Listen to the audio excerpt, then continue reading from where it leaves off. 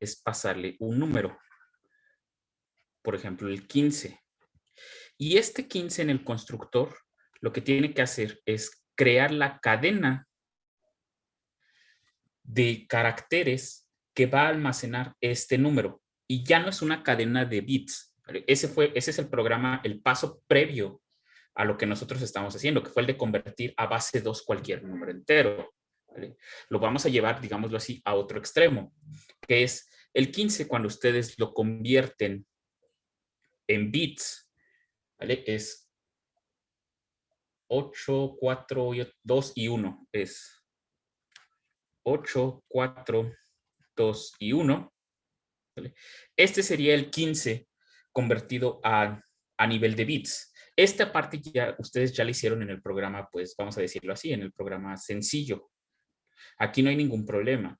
La diferencia con el que realmente van a estar haciendo es que este número no se va a guardar como cadena de bits. Lo pueden hacer. Y de hecho, bueno, también es un buen ejercicio. Pueden hacer que ustedes tomen números grandes y convertir a cadenas de bits. Y estas cadenas de bits guardarlas como una lista. Lo pueden hacer así. ¿Vale? Bueno, pero la idea no es esa. La idea es optimizar el uso de memoria. Si ustedes crean cadenas de bits, pues eso se los va a tomar, el 1 y el 0 se los va a tomar como si fueran enteros, y los enteros ocupan 32 bits o 4 bytes, por lo que no sería óptimo, ya que aquí estarían, si esto lo guardan como una lista, ¿vale? Guardan como 1, 1, 1, 1, estarían creando una lista de enteros de 4 bits cada uno. Entonces serían 4 por 4, serían 16 bytes, no bits, ¿vale? 16 bytes lo que estarían guardando. Y pues eso realmente no es muy óptimo. ¿Cómo lo vamos a hacer? Bueno, resulta que esta cadena que está aquí, pues ustedes la pueden separar en 8 bits. ¿Vale?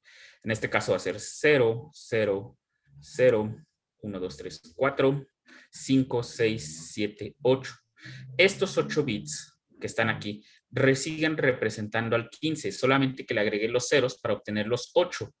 Digo, esto lo estoy haciendo pues de manera irreal porque no es necesario convertir a binario. Esa es la intención del programa. No es necesario convertir a binario. Ya hicieron el que convierte a binario. Perfecto. Pero este no es necesario convertirlo. ¿Vale? Entonces necesitan obtener estos 15, este elemento 15, ¿vale? Y luego, pues, ¿qué pueden hacer? Bueno, este 15 representa un código en el carácter ASCII. ¿Vale? No recuerdo exactamente cuál es el carácter, supongamos que es, no sé, que es un punto, por ejemplo. El 15 se guarda como un punto, le pongo las comillas para indicar que es un carácter. ¿Vale? Entonces, este es equivalente a este carácter, de manera que lo que van a guardar es este carácter, se lo van a adjuntar a un string que si quieren llámenle palabra. ¿Vale? Esta es una palabra. Entonces lo que van a hacer es almacenar este punto aquí en palabra y luego en palabra al final va a tener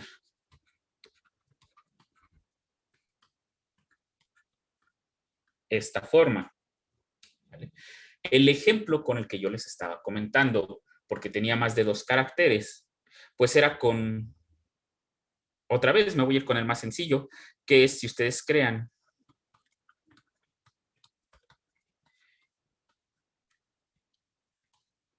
la del 1025, porque este es el que más me sé de memoria para dos cadenas de caracteres. Este es 0, 1, 2, 3, 4, 5, 6, 7, 8. 1, 2, 3, 4, 5, 6, 7, 8. Este es el 1025. Este ya tiene 2 caracteres. Entonces, supongamos que a este de la izquierda le corresponde el carácter de una coma. Realmente no es así, es un carácter muy bajo, no tiene una representación en caracteres, pero sí está catalogado en el ASCII. Esa es una coma. Y este, pues, que sea un punto y coma, por ejemplo. Entonces, lo mismo, en palabra, ustedes van a almacenar estos dos.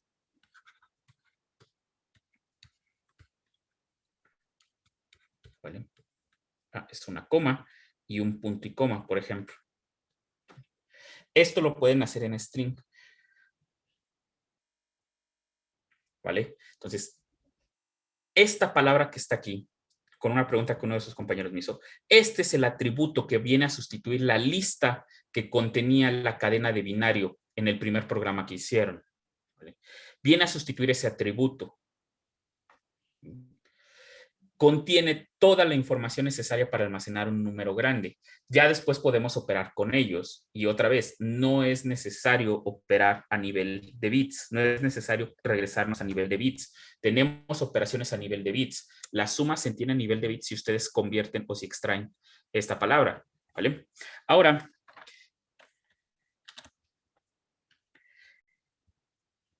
viene la parte interesante porque pasar del número a esta palabra, pues realmente no es tan complicado. Tenemos los métodos de ORD para convertir, pues justamente para obtener el carácter ASCII de un número, ¿vale? Y la función CHR para obtener el carácter que representa un código. Entonces, afortunadamente ya tenemos esas dos funciones. Así que pasar de aquí para acá y obtener este atributo palabra, ¿vale? Existe algo que se llama diagrama de clases para representar la programación orientada a objetos. En un diagrama de clases,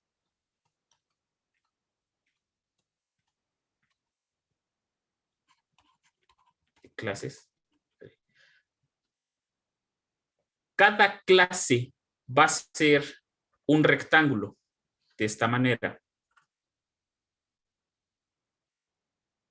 La primera parte va a indicar el nombre de la clase. En este caso es binario. Bueno, déjenme borrar el rectángulo y ahorita lo encierro todo en binario. Digo, ahorita lo encierro todo.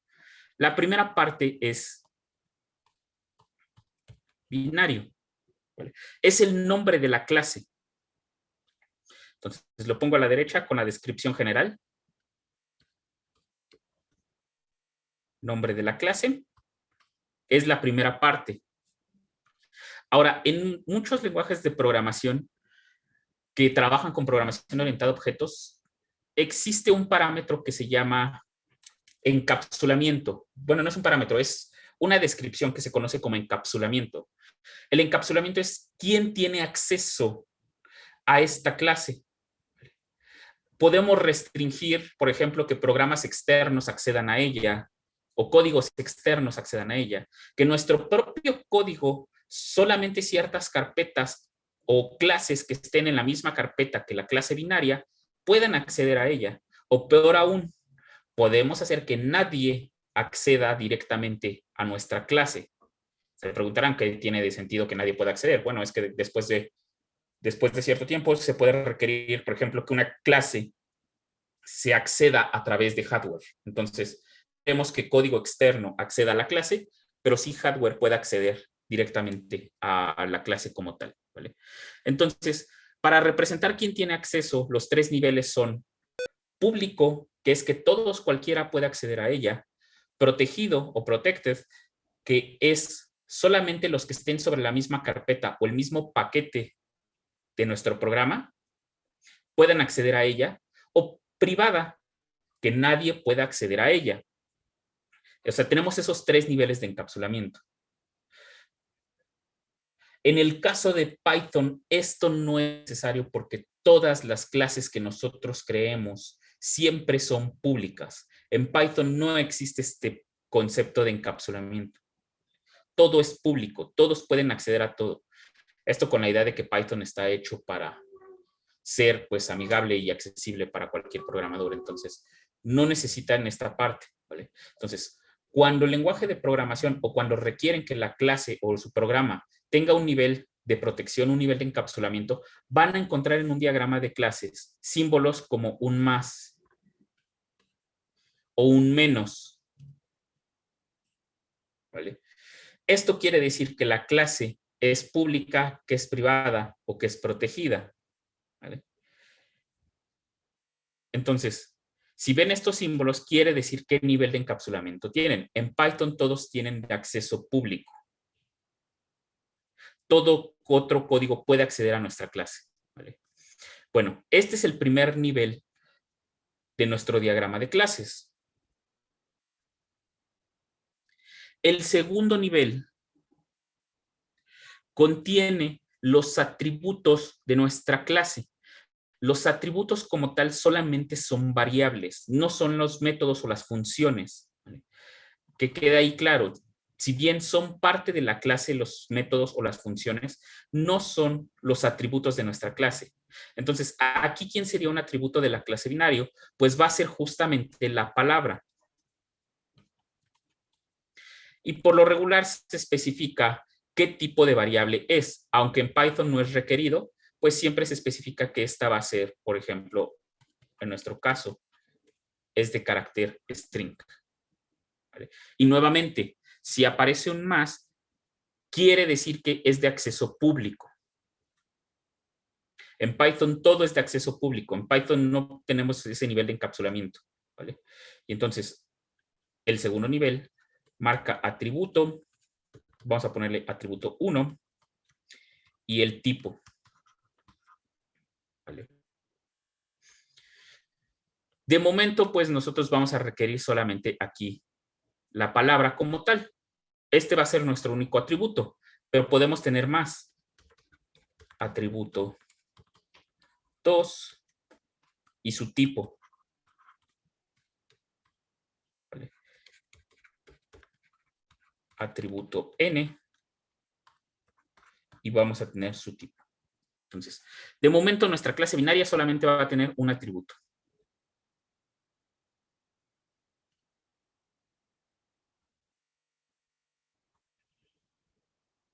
Bueno, ahorita lo separo esta parte. ¿Vale? El tercer nivel le corresponde a las funciones o métodos que nosotros vamos a programar para cada clase. En nuestro caso, el constructor siempre está dado sobreentendido en el nombre de la clase. El constructor que ya vimos que en Python es equivalente a escribir la función --init, siempre está sobreentendida al momento de poner el nombre de la clase. Así que en el tercer nivel esa función no se pone. Recordemos que en la clase binario init o el constructor lo que nos va a hacer es convertir el número que le pasemos directamente a esta palabra. ¿Vale? Pero si tenemos otras funciones, ¿cuáles son? Pues la primera es la sobrecarga de suma. ¿Qué atributo va a contener? Bueno, pues contiene el atributo self, que recordemos que es la misma clase una vez que se invoca. Cuando se crea el objeto binario, ese es el primer argumento que tienen nuestras funciones dentro de Python. Y el segundo, pues es un objeto de tipo binario. Aunque estamos en Python, le puedo poner número e igual el tipo. En este caso es binario. Déjenme recorrer esto para acá. Y en este caso va a ser de tipo binario. Es el argumento que queremos nosotros. Vamos a sobrecargar el operador de suma dentro de Python. ¿Vale? De momento, porque todavía vamos a hacer, y esta es la parte que ahorita les voy a explicar, vamos a hacer un método que ya no es la sobrecarga, que le podemos llamar devolver número. Este no va a contener ningún argumento. Este va a tener una lista vacía de argumentos. El único argumento que se le pasa siempre, y eso nada más es cuestión de Python, es el de self. ¿Pero qué nos va a retornar? Pues nos va a retornar un string. Recuerden que en Python, pues esta parte no es necesaria, por eso lo estoy poniendo separado por 2 puntos, el tipo. ¿Vale? Y ahorita les explico qué onda con esta función de devolver entero. ¿Vale? Esto es un diagrama de clases como tal. Aquí, lo mismo, en el tercer nivel es método 1. Y aquí le voy a poner argumentos, args, que es una lista de argumentos, la que ustedes les vayan a pedir. ¿Vale? Método 2. Igual va a tener su propia lista de argumentos. Hasta método K. Igual tiene su lista de argumentos. ¿Vale? Entonces, como tal, esto es un diagrama de clases. Solamente nos da información superficial del esqueleto. No nos dice qué va a ser, por ejemplo, la sobrecarga del operador suma. No nos explica qué va a ser el método de devolver número. Pero esto nos da una idea de la estructura que tiene nuestra clase. ¿Vale? Entonces, la clase binario que están construyendo tiene que tener como atributos de manera, de momento, solamente la palabra en string. Con esa pueden hacer todo lo que tenemos aquí abajo. La suma, el devolver un número. ¿Vale? Entonces, ¿dudas sobre el esqueleto de la función binario, digo, de la clase binario?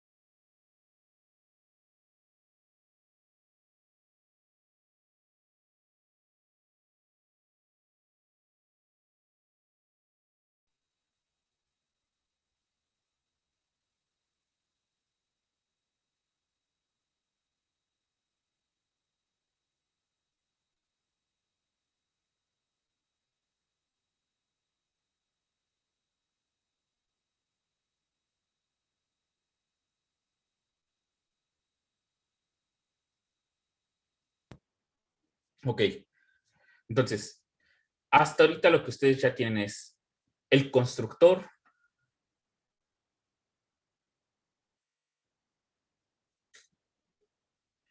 tienen el constructor de binario, que es el que se va a encargar de inicializar la palabra, el que les va a dar esa cadena de, ¿cómo se llama? Esa cadena de strings o esa cadena de caracteres que va a contener el número grande.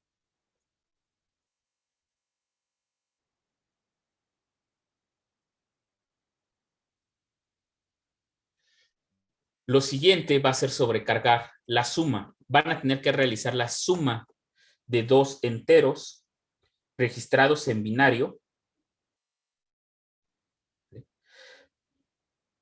solamente utilizando esta palabra que ustedes están guardando en string.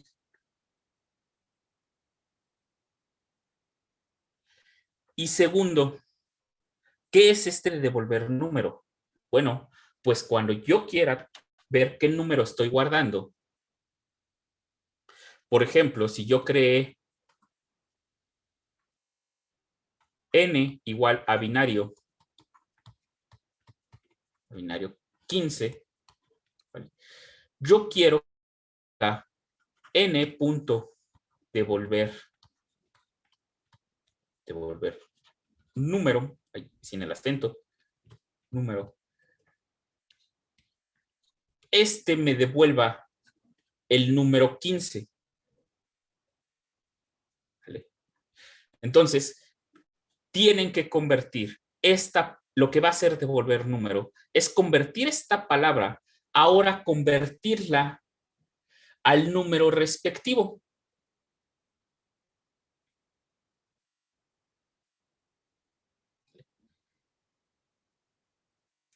Por ejemplo, si tienen esta cadena que era el 15, 0, 1, 2, 3, 4, 1, 2, 3, 4. ¿Vale?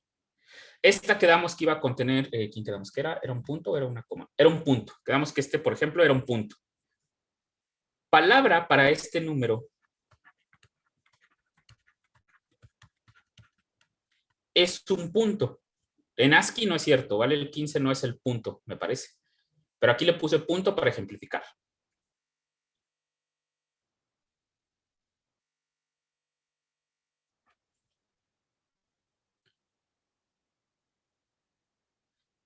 Entonces, cuando nosotros obtenemos este punto, vamos a convertir esta palabra, pues vamos a leer carácter por carácter. Esto quiere decir que este carácter que nosotros lo vamos a leer, pues nos va a tener que devolver este punto y este punto lo tenemos que convertir pues justamente al 15. Lo interesante es que ustedes tienen que hacer un programa, ¿vale? Cuando tiene dos palabras o cuando tiene dos caracteres. Por ejemplo, si tenemos el de coma, punto y coma, tienen que convertir este al entero, por ejemplo, que quedamos, es el 1025. Me tienen que devolver este que es 1025. Entonces, tienen que ingeniárselas para hacer esto. Y todavía esta es la parte sencilla, porque aquí solamente leen cada uno de los caracteres de palabra y luego ese obtienen su código ASCII y su código ASCII pues ya lo van a ir recorriendo a la derecha o a la izquierda y así van a obtener el 1025. Ahora, este programa aún tiene una limitación muy grande. Todavía no han hecho la parte pesada. Esto todavía es sencillo. Pasar de palabra a entero es relativamente sencillo. ¿Qué parte le está faltando a este programa si les digo que binario debe de trabajar con números grandes? ¿Cuál es la limitación si lo hacemos así?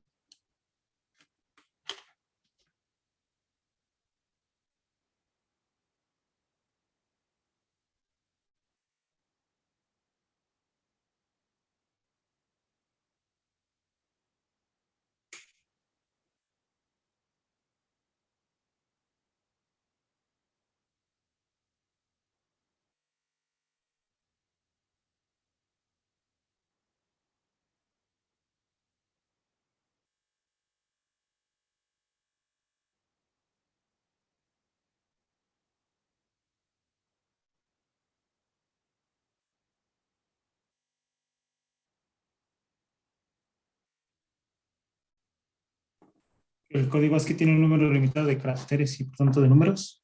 A ver, permítanme. Denme un segundo. ¿Por qué no están detectados?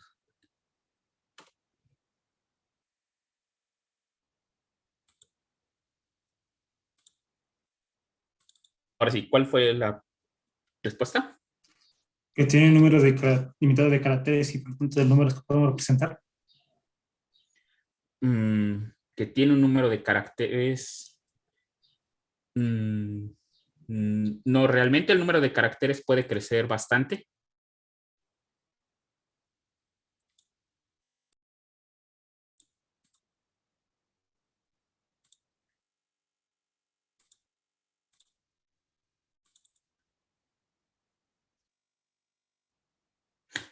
¿Qué pasaría, por ejemplo, si yo quisiera guardar el número 1, 2, 3, 4, 5, 6, 7, 8, 9, 1, 2, 3, 4, 5, 6, 7, 8, por ejemplo?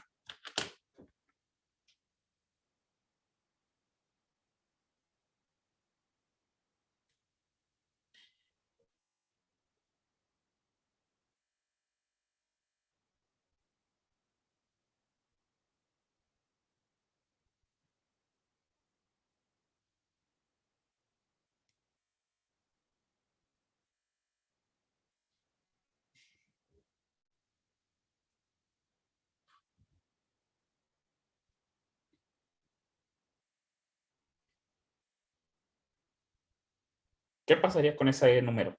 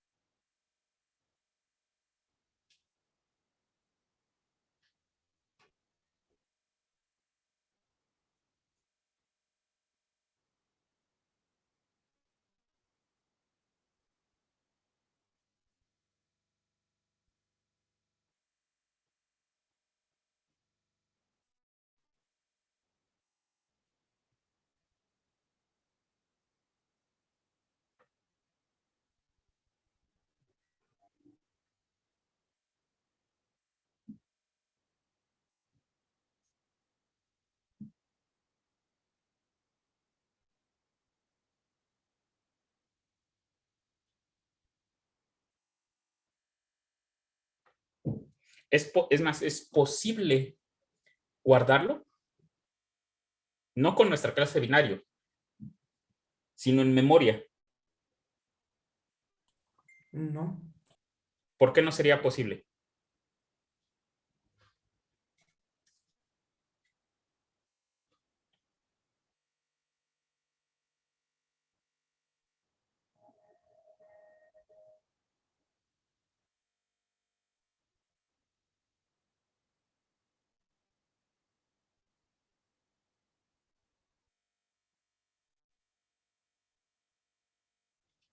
Vale.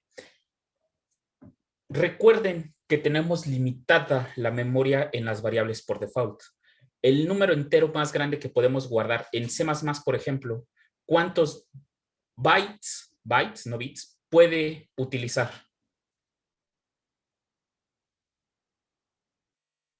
Y digo C++ porque como en C++ tenemos fuerte tipificación de variables, entonces ahí vamos a tener pues un pequeño problema. Ahí sí está bien definido los tamaños. En Python trabaja con el número más grande que podemos trabajar, pero coincide con la variable de mayor capacidad entera en el caso de C++.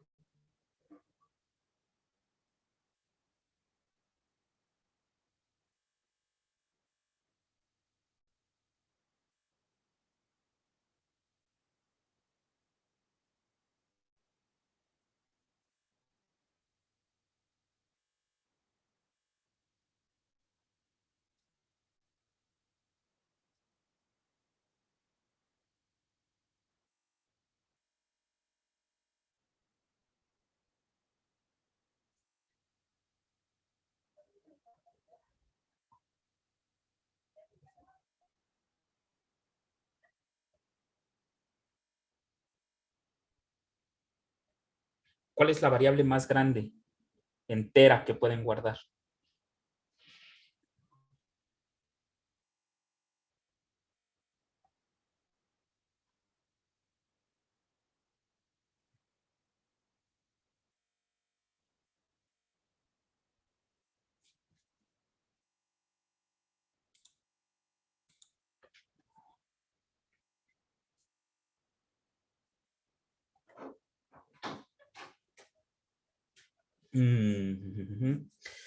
Si usamos long, no podemos utilizar enteros positivos de 2 a la 64.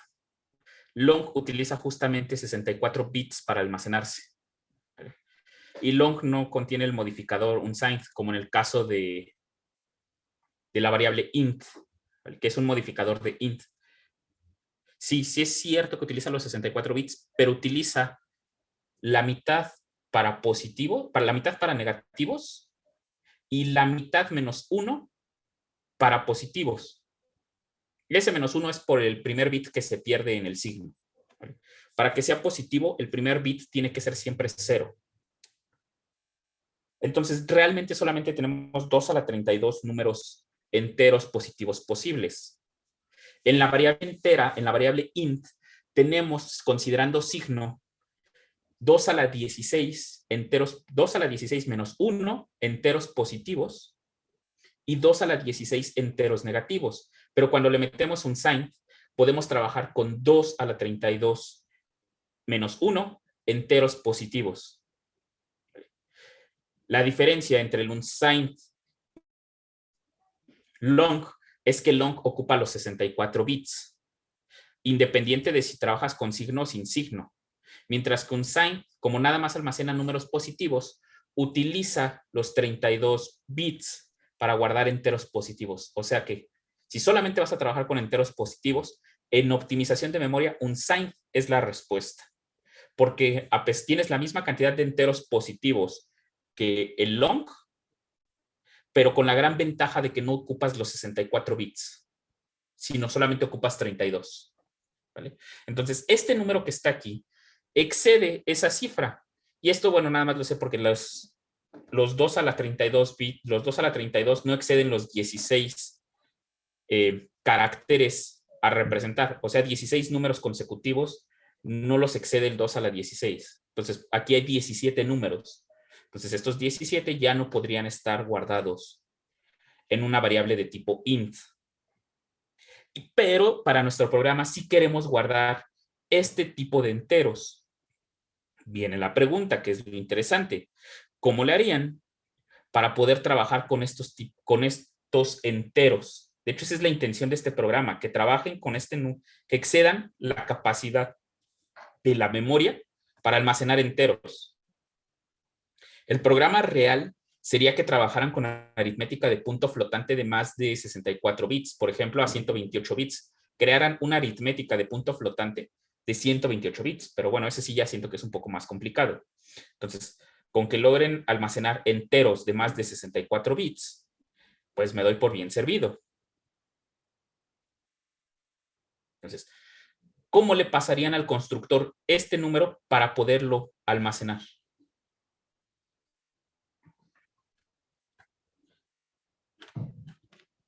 Porque yo tengo que crear de alguna manera binario, ¿vale?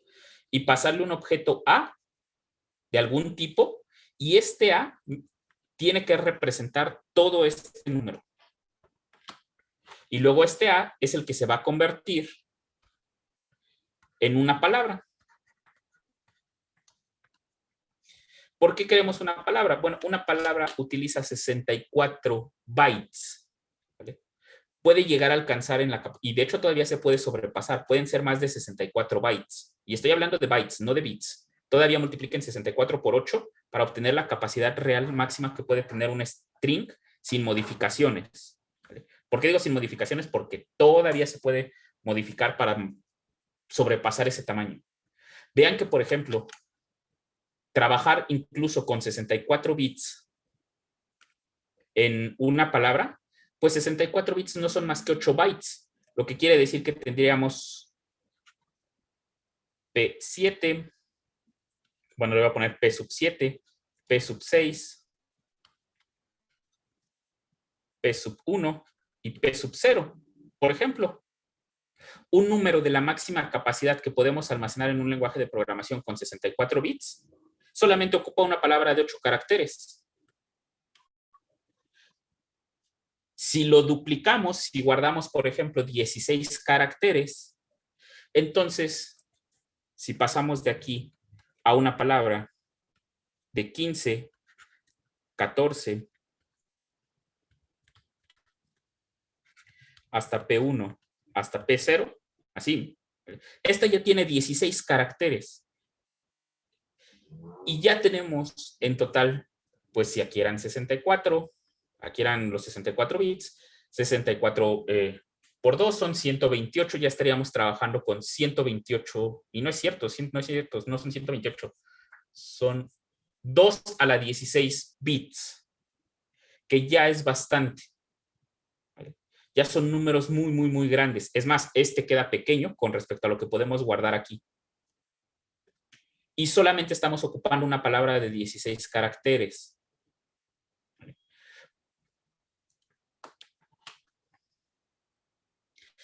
Podemos guardar 64 caracteres. Eso quiere decir que podríamos trabajar con números de tamaño 2 a la 64. Entonces, esa es la intención. El problema es, ¿cómo le puedo pasar este número grande a mi objeto binario? ¿Con qué tipo de variable podría yo hacerlo?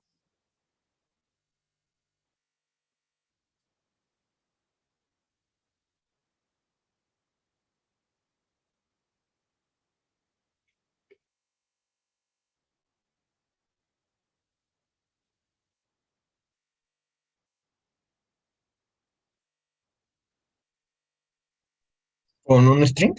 Exactamente. ¿Vale? No le vamos a pasar enteros. Ustedes ya vimos que en el constructor en Python lamentablemente no es como C++, donde lo puedo sobrecargar. ¿Vale? El constructor no se puede sobrecargar en Python. Entonces, lo que pueden hacer es que su constructor acepte dos tipos de parámetros. Realmente uno a mí no me interesa. Si lo logran hacer con string, ya lo hicieron. ¿Vale? Pero pueden hacer un condicional que si el tipo de variable que le pasan es entero, pues hagan de manera sencilla el programa. Esto también es parte de la optimización.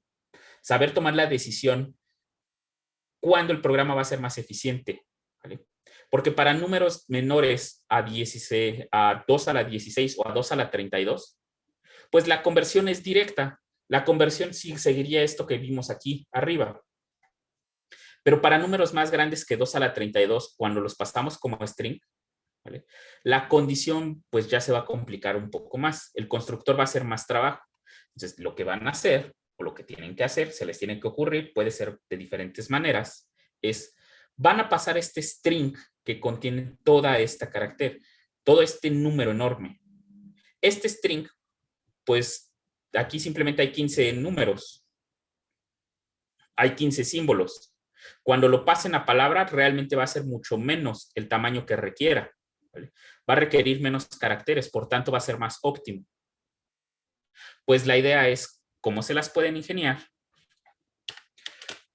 para ese número que está pasado como un string, obtener la palabra que va a almacenarlo.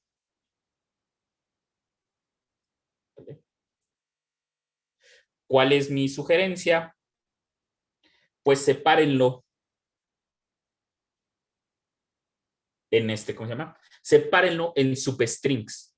Y es a lo que quería llegar, que de hecho también aquí es bueno, si ustedes quieren convertir a palabra, necesitan saber cómo sacar un carácter de palabra. Pero en Python es bastante sencillo, puesto que las palabras, al igual que en C++, lo hemos comentado, los strings, las palabras o este tipo de arreglos, los strings, no son más que una lista de caracteres. Por tanto, los pueden manipular de una manera sencilla. Si ustedes tienen palabra igual a, por ejemplo, casa, esto es equivalente a que tuvieran la lista C, A, S. Y de manera que, pues, si quieren obtener un substring, por ejemplo, si quiero obtener el primer carácter, pues solamente me bastaría con hacer palabra 0. En este caso, me devolvería el C. El C. ¿Vale? Si ustedes quieren obtener, por ejemplo, la C, la A y la S, pues pueden hacerlo con palabra.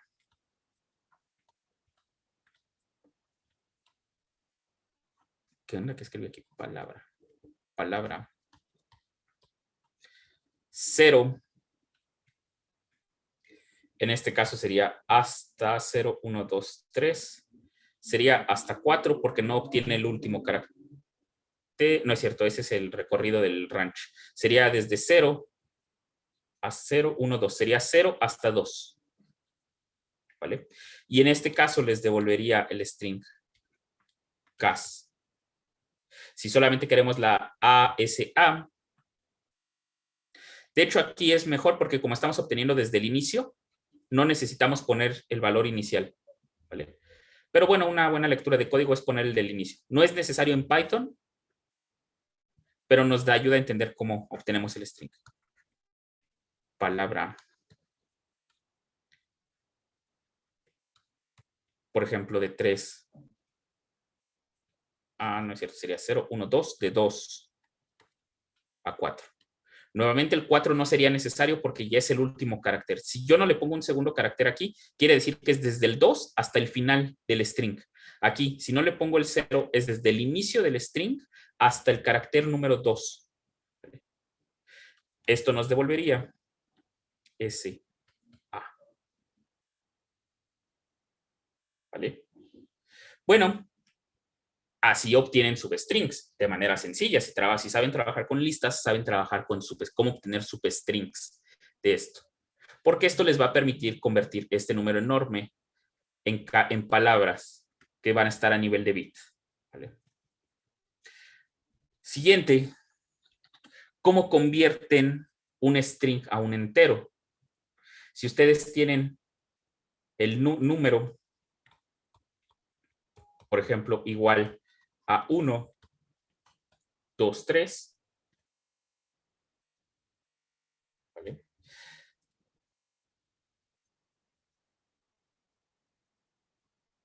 Pues este lo tienen que convertir a un entero. Vamos a llamarle entero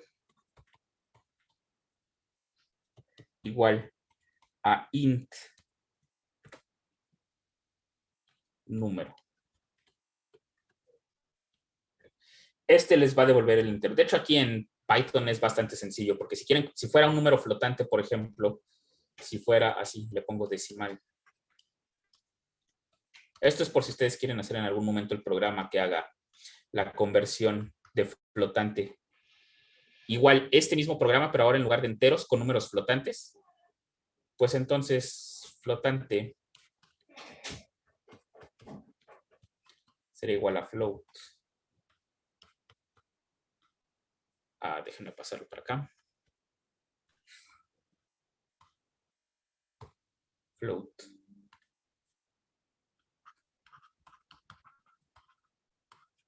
Decimal. ¿Vale? Entonces, esa es la gran ventaja de Python.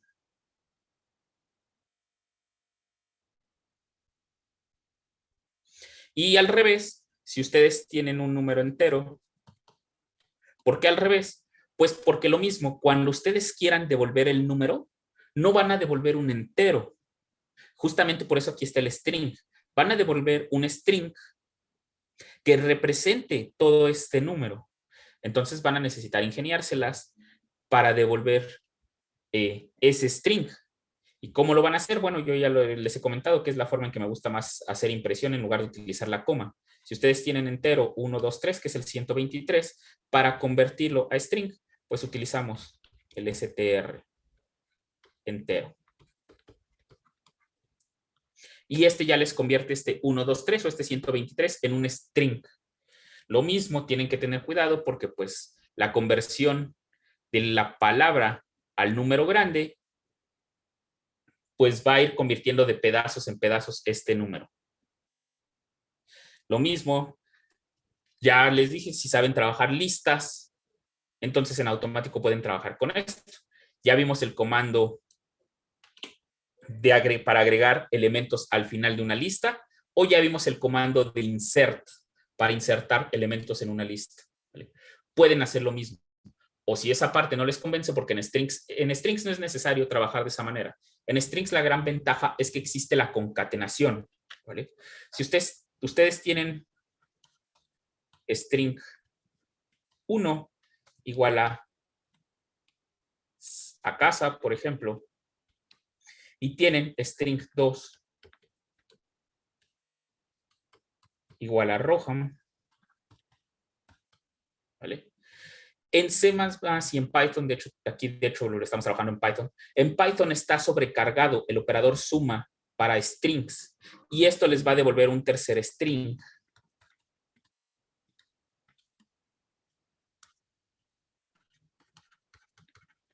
String 2, bueno, string 1 más string 2, esto les va a devolver el string que dice casa roja.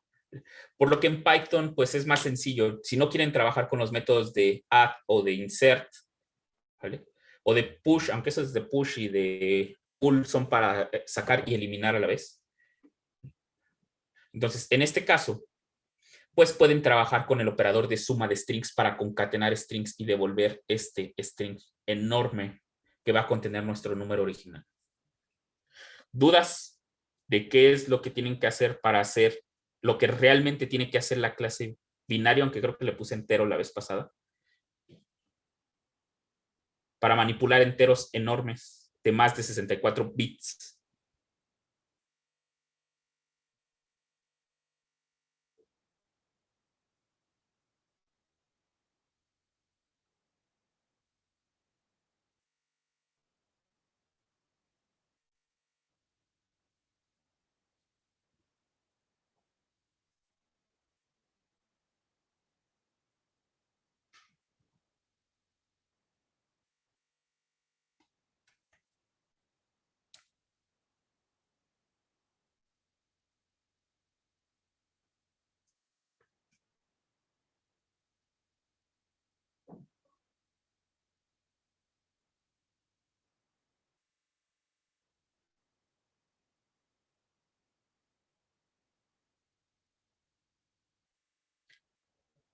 Bueno, esta es la razón por la que tampoco me gusta ser programador de empresas.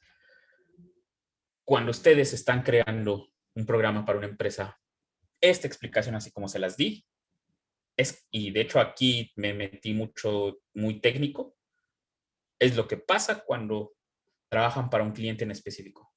Es más, el cliente no les va a decir toda esta palabra, bueno, esto es porque están ustedes aprendiendo, pero el cliente lo único que les va a decir, quiero un programa que acepte números enteros muy grandes. ¿Vale? Entonces, ustedes tienen que ingeniárselas y deducir todo esto. Por eso es de las partes mejor pagadas aquel que se encarga de la administración en el desarrollo de software, el que hace toda esta documentación, el que hace todos los diagramas de clase, diagramas de flujo, diagramas de entidad de relación, diagramas de casos, todo lo que tenga que ver con UML, que es el modelado en lenguaje de programación, y el que se encarga de definir bien qué es lo que quiere el cliente en un documento. Todo eso que se le conoce como documentación es de lo mejor pagado porque nadie quiere hacerlo, la verdad. Entonces, ¿dudas sobre lo que tiene que hacer el programa?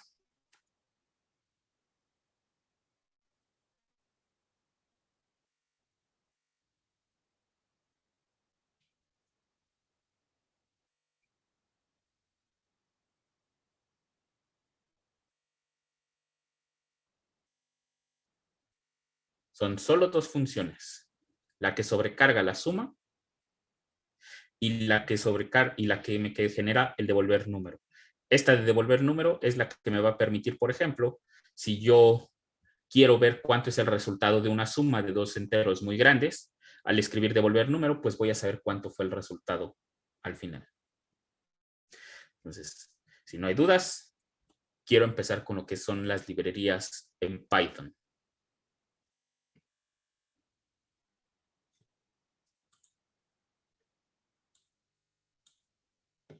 ¿Vale? Ok. En Python,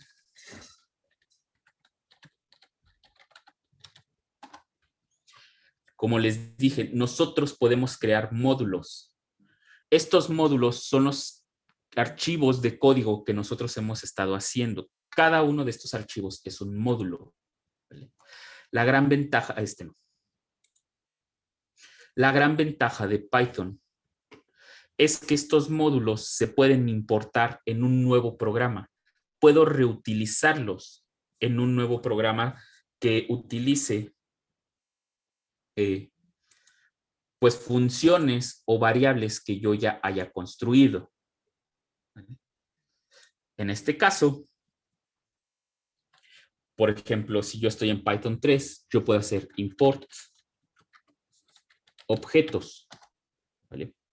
Y al momento de hacer el import, me ejecuta todo lo que contiene mi script o todo lo que contiene mi módulo. La idea es que pues no pase esto que nosotros hemos estado haciendo, que es imprimir resultados. La idea de crear un módulo es crear funciones que yo pueda mandar a llamar. Por ejemplo, en este módulo se crea la clase persona. La idea es que yo en otro programa nuevo pueda crear una clase de tipo persona y después mandar a llamar a los métodos de saltar, el constructor, el destructor, ¿vale? O incluso en un módulo yo puedo crear variables y yo esas variables las pueda llamar, ¿vale? De manera que si yo creo, por ejemplo, P1 sea igual, en este caso, ¿cómo se llama? Objetos.persona, ¿vale? Déjenme ver qué era A y qué era B. Son números, ¿vale? 2 y 3, por ejemplo. Entonces, yo puedo utilizar esa clase que está en dicho módulo, objetos y persona. Bueno, para importar una librería en Python, al igual que C, pues en C teníamos la instrucción include. Cada vez que nosotros creamos un archivo, siempre mandamos a llamar una librería muy específica, que es la de entrada y salida. En Python no es necesario porque la entrada y salida está completamente gobernada por la terminal o el shell de Python. Incluso cuando creamos entornos de ejecución o cuando creamos ventanas en Python, siempre hay un shell por detrás que se está ejecutando y está conteniendo todos los comandos. Esto también nos sirve porque después podemos activar ese shell directamente desde una consola o desde una terminal de Windows o Linux, que conforme se ejecuta nuestro programa, nos permita ir viendo el comportamiento de nuestra ventana. Se sigue ejecutando de fondo siempre ese shell, pero si queremos verlo explícitamente, tendríamos que ejecutar nuestro programa desde una terminal completamente para que se vea así como lo tengo en este momento. Ir viendo cada registro que pasa mientras está ejecutando nuestro programa, ¿vale? Hasta ahorita hemos hecho puros programas que van sobre línea de código. De hecho, ese es el objetivo del curso, que entiendan a trabajar, se acostumbren a trabajar más con la terminal, ¿vale? Entonces, cuando nosotros creamos los módulos, pues siempre hay algo trabajando por detrás. Siempre podemos hacer import de otros módulos. Al igual que en C++, existen librerías estándar, librerías que ya vienen por default. Solamente hay que hacer import en cualquier instalación de Python, ¿vale? Por ejemplo, una que yo he estado utilizando es la de import lib, que esta, vean que cuando yo hago import, a diferencia de cuando yo importé el módulo objetos, esta no ejecuta nada, porque esa es la idea de una librería de uso general, de uso público, ¿sí? Que realmente no tenga ejecuciones por detrás, así que sean ambiguas o que me contamine el entorno de ejecución que yo estoy realizando. Porque, ¿qué pasaría si import lib empieza a sacar mensajes cada vez que yo la mando a llamar? Entonces, esto me contaminaría la terminal y me podría confundir con los resultados que yo puedo obtener de mi propio archivo. ¿Vale? Import lib es una librería que pues se encarga de manipular las importaciones. Hay bastantes en Python. ¿Vale? Igual que siempre, Python 3. ¿Dónde está? Aquí está. Déjenme ver dónde está. Python Books, Python Size. Developer Guide. Aquí. En la guía de desarrollo. ¿Vale? Bueno, aquí la parte de documentación de Python no me agrada tanto, pero bueno, ¿por qué no me agrada tanto? Porque parece más un tutorial que la documentación como tal, ¿vale? Pero igual, por ejemplo, si yo busco pandas, esa no la trae por default. NumPy, perdón. NumPy. Tampoco la trae. Running.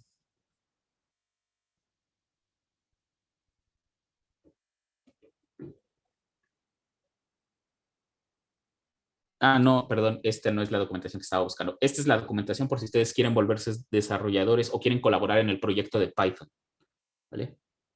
La de Beginner's Guide me parece que es la que Esta es la que parece como tutorial. Sí, efectivamente, este les trae una instrucción de cómo ir aprendiendo Python, etcétera, qué alternativas pueden utilizar. Pero Find Page, Help Contents, déjenme ver.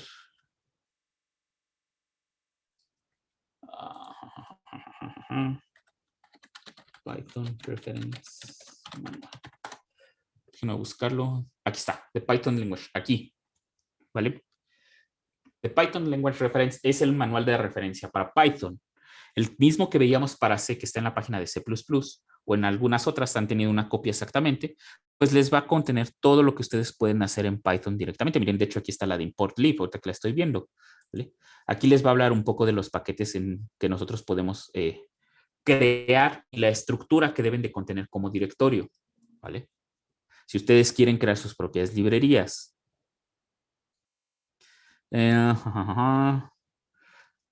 Déjenme ver. De if. Bueno, este trae documentación específica en el sentido, pero yo quería buscar librerías como tal. ¿Vale? Por ejemplo, vamos a buscar una librería que se llama NumPy. Esta por default no viene instalada en Python. Esta es una de las librerías que no está en las, no toda instalación de Python trae. NumPy carga de gestionar cosas en álgebra lineal. Les permite definir la multiplicación de matrices, la suma de matrices directamente. Este es muy útil. ¿Vale? Y con PyPlots, pues pueden hacer gráficas utilizando esta de aquí. Entonces, NumPy tiene un uso completamente enfocado al álgebra lineal numérica, pero no viene directamente instalada sobre Python. Si no la he instalado aquí en la lab, entonces no me va a dejar importarla. NumPy. Ya la tengo instalada. Import pandas. Pandas, por ejemplo, también es otra librería. Pandas Python. Esta librería tampoco viene instalada por default. Con esta me voy a utilizar de ejemplo para cómo instalar librerías aquí en Python. Vean que en ambos casos utilizo la palabra import. Import es el sustituto de include. A diferencia de C++, donde hacíamos include y una librería, donde les dije que esto se conoce como un macro. Esto lo que hace es traer todo el código necesario de IOStream. Lo empieza a leer. Acá no. Acá se ejecuta toda la librería para cargarla en nuestro shell. No necesariamente en memoria, pero al menos se cargan las ubicaciones de dónde están los módulos. ¿Vale? Import sustituye a esta parte de include sin el símbolo de número. Este símbolo de número que está aquí solamente indica que el include es un macro. Es algo que se ejecuta en tiempo de compilación. Como Python no existe el tiempo de compilación, Python todo es en tiempo de ejecución, al ser un lenguaje interpretado, pues no existe el concepto de macro como tal. ¿Vale? Entonces, con import traemos librerías que nosotros queremos. También podemos hacer import Pygame, por ejemplo. Tampoco la tengo instalada todavía, ¿vale? Cuando no tengo una librería instalada, ¿vale? Me va a marcar que el módulo no fue encontrado, que necesito instalarlo. Y ahora aquí viene la diferencia en C++ con respecto a Python. Si en C++ ustedes quieren buscar una librería, pues tienen que buscar completamente en el navegador. O sea, tienen que irse al buscador de Google y buscar la librería que ustedes quieren descargar, luego descargarla, instalarla en el directorio donde tienen instalado C++ o dejarla al lado del directorio donde ustedes quieren trabajar. Y después indicarle al compilador que dónde está esa librería. En Python no. Python esto es fácil, esto se facilita de manera directa. ¿Cómo? Python, cuando ustedes lo instalan, ¿vale? Permite que puedan crear subprogramas atados a Python que controlen la configuración de Python. En específico ya utilizamos uno, que es el de pip. Déjenme salir así en Excel. Pip es un programa creado en Python, hecho para la administración de Python, que les permite no solamente instalar librerías, sino que les permite crear herramientas para el desarrollo de Python. Por ejemplo, pueden descargar Spider Python. ¿Vale? Spider es un entorno de desarrollo específico para Python. Pip tiene una lista de programas que pueden ser instalados o de módulos que ya están certificados para ser instalados. Esto ayuda a mejorar la seguridad de que no instalen cosas que pueden manipular su equipo o que pueden dañarlo. Es un filtrado en ese sentido, porque igual, toda librería que ustedes descargan en Python la pueden bajar directamente desde el navegador, haciendo búsquedas en Google. Pero lo malo de esto es que al no estar certificadas, pues pueden contener código en su interior que les va a causar problemas, que les puede estar incluso robando información. Entonces, siempre que instalen una librería, lo recomendable es utilizar herramientas certificadas. C++ no hace eso porque su filosofía es que todo lo que ustedes hagan en C++ es la responsabilidad del programador. Absolutamente todo. Uso de memoria, inclusión de librerías, creación de paquetes. Todo queda a cargo del programador. ¿Vale? Entonces, siempre es recomendable utilizar un gestor que ya permita la certificación de paquetes. En nuestro caso, pues vamos a utilizar pip. Lo voy a invocar directamente desde Python. -m quiere decir que vamos a utilizar un módulo de Python. ¿Cuál va a ser? Va a ser el módulo de pip. Y le ponemos install. En nuestro caso, pues vamos a instalar pandas.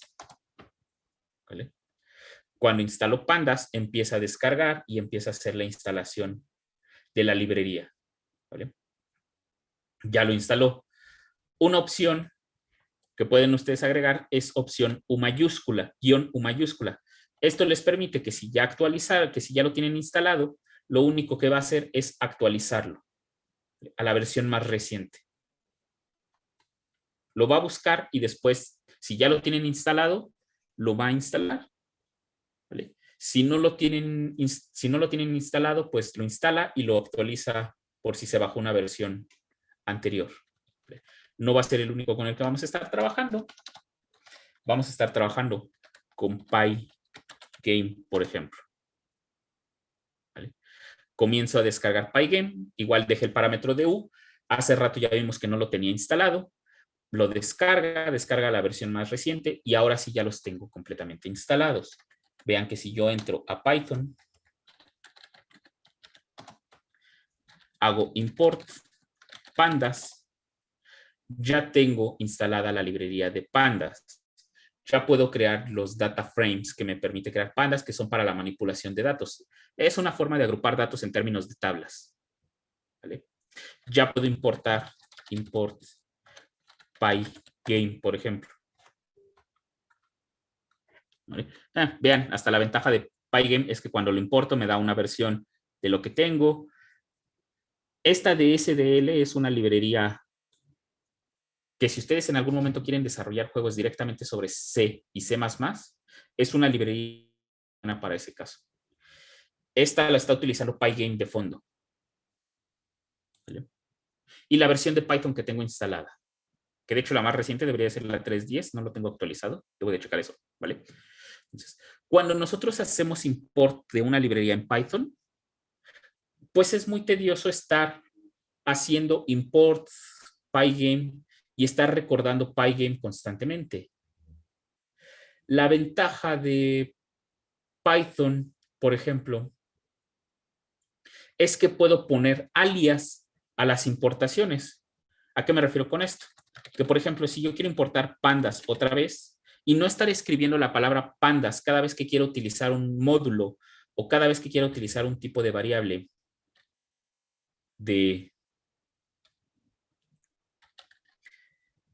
de pandas, para no estar escribiendo la palabra pandas, pues puedo utilizar el comando as, ¿vale? El comando as lo que me dice es, vale, importa pandas, pero ponle un seudónimo, por ejemplo, PD, que es el clásico que siempre van a encontrar en cualquier lectura que tenga que ver con pandas, siempre lo abrevian como PD, ¿vale? Y entonces, en este caso, cuando yo creé PD, déjenme crear una lista. Esto se los voy a explicar posteriormente, ¿vale? 1, 2, me parece que si nada más necesito una lista. Cuando yo creé un data frame, le paso lista, ¿vale? Pandas me crea en automático esta librería y yo ya no tengo que estar escribiendo pandas.dataframe lista, por ejemplo, ¿vale? Son equivalentes. ¿Por qué funciona el de abajo? Porque ya había hecho import pandas. Import pandas haspd o haspd. Esto hace que le ponga un seudónimo a la librería pandas para no estar escribiendo a cada rato pandas. Hay a quienes no les gusta esto porque puede hacer el código ilegible, ya que no todas las librerías tienen una abreviación estándar. ¿Vale? Entonces, no solo eso. Como les dije, cuando nosotros hacemos el comando import, a diferencia del include de C++, donde el compilador se encarga de traer solamente lo necesario de IOStream, en Python, cuando hacemos import, se carga toda la librería pandas, lo cual podría ser muy costoso en términos de recursos. Entonces, la ventaja de Python contra muchos otros lenguajes es que puedo traer en específico módulos,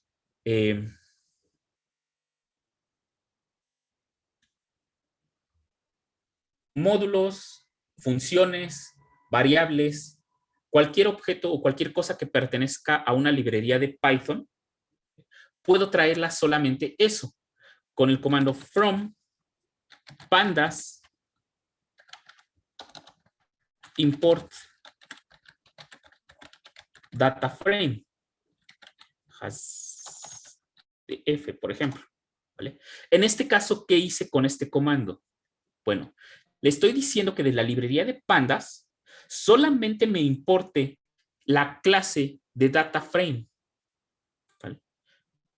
Esto me permite que ya no tenga que trabajar con el pd.dataframe. Puedo hacer, por ejemplo, am igual a df lista. ¿Esto por qué es así? ¿O por qué me lo permite hacer así?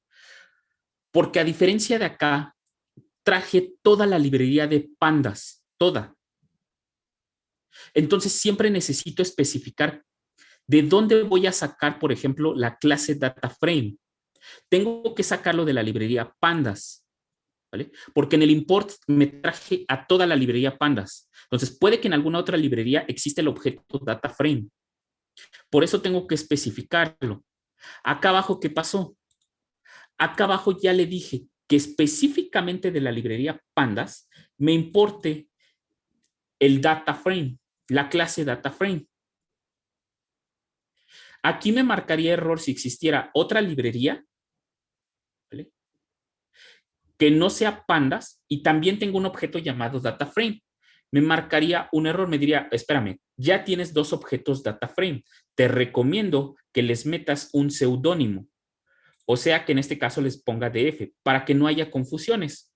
Pero aquí, como ya le dije que es exclusivo de la librería pandas, pues ya no necesito llamar adelante de DF, ya no tengo que especificar que pertenece a pandas, porque desde acá arriba le estoy diciendo a dónde pertenece el objeto DF. Es más, el objeto DF es un seudónimo de DataFrame de pandas, ¿vale? Entonces, cada vez que ustedes hagan un import, lo pueden hacer de tres diferentes maneras.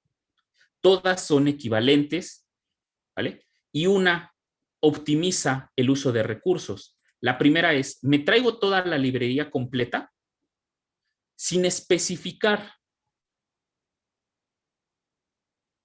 ningún tipo de seudónimo o sin especificar qué funciones o qué módulos de la librería me voy a traer, ¿vale?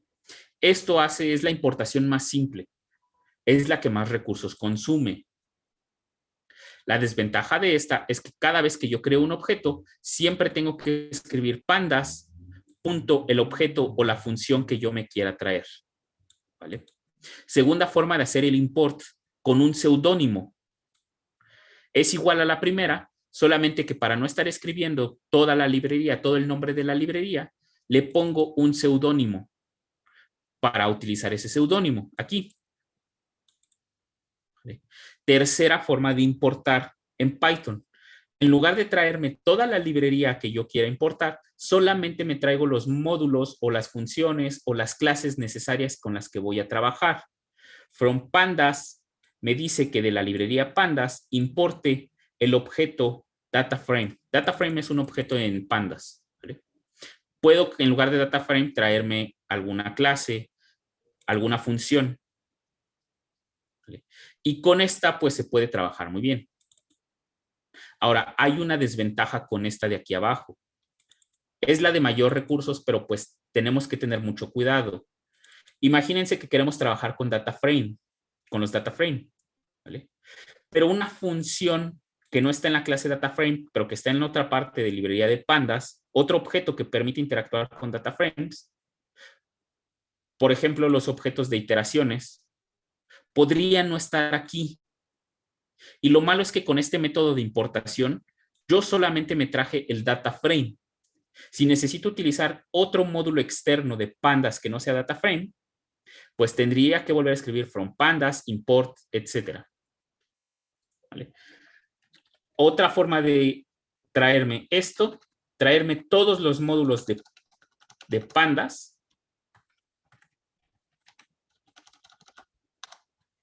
es poniendo un símbolo de asterisco. Esto le dice a pandas que se traiga todos los módulos, absolutamente todas las clases. Es algo similar al de acá arriba, a este de acá. ¿Vale? Solamente que pues este no es recomendado. De hecho, esto también pasa en bases de datos. Esto de traerse todos los objetos sin especificar qué parte quieres de la librería no es óptimo. ¿Vale? Entonces, la mejor manera de trabajar es con esto, especificando qué módulos vamos a necesitar. ¿Vale?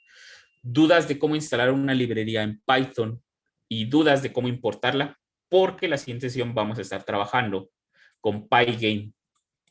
¿Vale? ¿Dudas?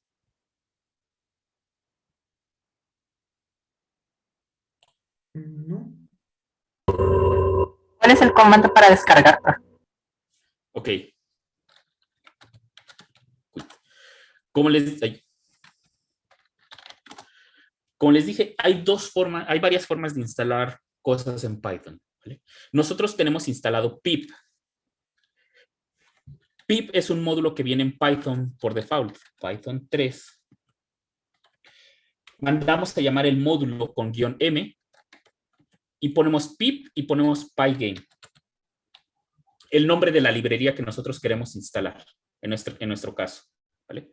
Y si queremos que a la vez que la instala la actualice, por si es que hay una versión más reciente y todavía no está registrada como tal en la instalación por default, le agregamos el comando -u mayúscula de upgrade para que la actualice. ¿Vale? Le doy enter. Perdón, aquí me faltó escribir el install. ¿Vale? De que quiero instalar, install pygame, ¿vale? Y ya comienza a hacer la instalación, ¿vale? Aquí me está sobreescribiendo la instalación vieja que yo tenía. Entonces, con ese comando podemos instalar cualquier librería. Pip no es la única herramienta que se encarga de instalación. Ya habíamos utilizado pip cuando instalamos Jupyter. No es la única herramienta. Existe otra que se llama Anaconda, que también permite la instalación de programas.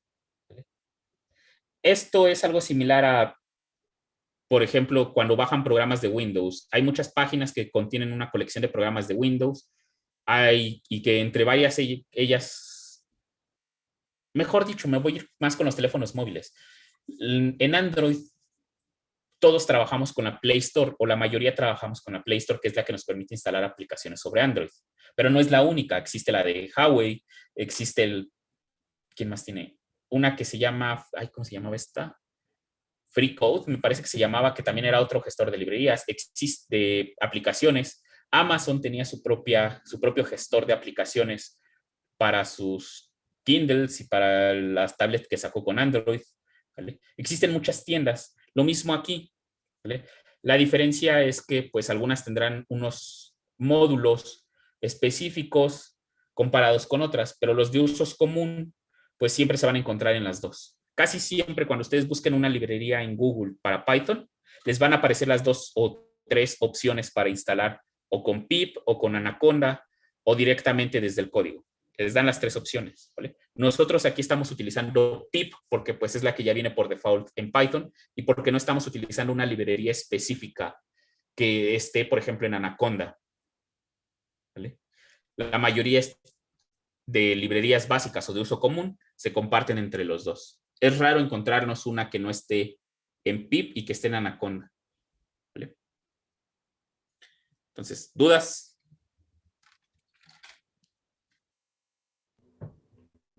Profe, a mí me dice syntax error y me señala que A ver, déjame ver.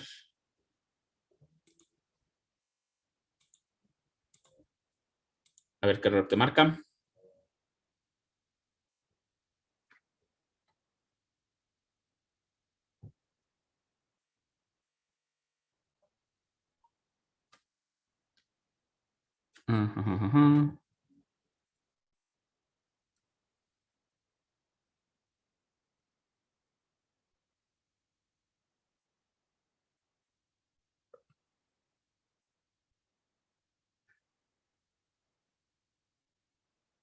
Or Windows Credit. Ya. Es que ya estás en el shell de Python. Salte del shell de Python. Escribe X, y desde ahí escribe Python 3. Bueno, en tu caso nada más es Python. Python, No, no entres. No le des enter. Salte. Escribe Python. Te faltó ahí el H. Y ahora sí, -M. Pip. Install. Pygame-U.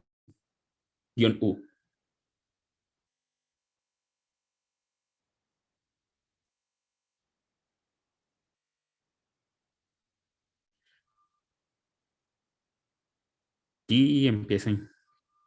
Se está tardando en la conexión.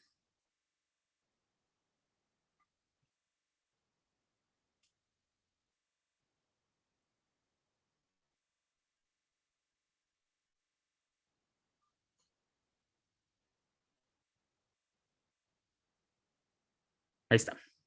¿Vale?